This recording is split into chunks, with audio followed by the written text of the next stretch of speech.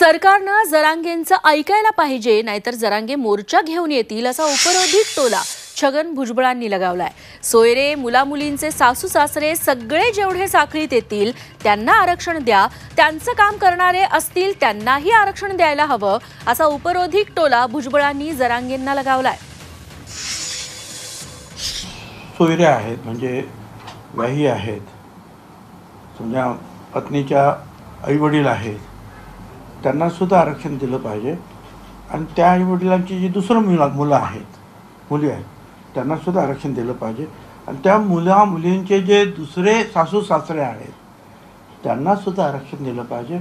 आणि त्या सासू सासऱ्यांची जी दुसरी मुलं आहेत त्यांना सुद्धा आरक्षण द्यायला पाहिजे।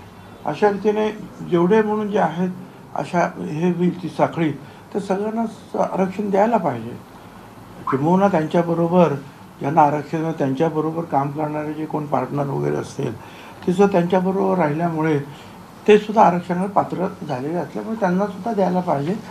आणि कारण असं आहे की आपण जे आहे की जरांगेंचं ऐकायला पाहिजे आपण, नाही तर त्या मोर्चा घेऊन येतील, नाही तर आणखीन काहीतरी करतील।